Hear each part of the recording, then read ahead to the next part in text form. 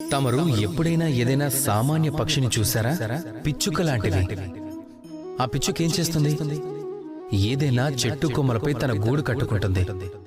ఎందుకంటే దానికి అక్కడ గూడు కట్టడం సులభం కనుక, కావలసినవన్నీ చుట్టుపక్కలే లభిస్తాయి కనుక. దాని సమస్య ఏమిటంటే శత్రువులు. ఏ పాములో జంతువులో వచ్చి అది కట్టుకున్న గూడుపై కాని తన పిల్లలపై కాని దాడి చేస్తాయేమోనని భయపడుతూ ఉంటుంది. అలా వాటి నుండి కాపాడుకోవడమే చాలా కష్టం అవుతుంది ఆ పిచ్చుకకి. తన గూడుని తన సంతానాన్ని రక్షించుకోవడమే తన సమస్య. మరి రాబందు, మనం రాబందు గురించి మాట్లాడుకున్నట్టయితే అవి ఏం చేస్తాయి? రాబందు ఏదైనా ఉన్నత శిఖరం మీద, రాతి కొండ మీద తన గూడుని కట్టుకుంటుంది. అక్కడ దానికి గూడు కట్టుకోవడం ఏమాత్రం సులభం కాదు. ఎందుకంటే ఆ సామగ్రి ఆ పరిసరాల్లో లభించదు, ఎంతో దూరం నుంచి తీసుకురావాలి. కానీ అక్కడ శత్రువు దాడితో భయం అనేదే ఉండదు.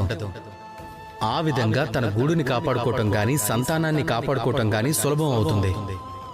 దీని అర్థం కేవలం ఒకటే, సమస్య అనేది పెద్దదైనప్పుడు దానికి ఉండే పరిష్కారం కూడా చాలా ఉన్నతంగా ఉండాలి. కనుక రాబందులా ఆలోచించడం ఆరంభించండి. అప్పుడు ఎంత పెద్ద సమస్య అయినా చిన్నదిగానే కనిపిస్తుంది మీకు. రాధాకృష్ణ.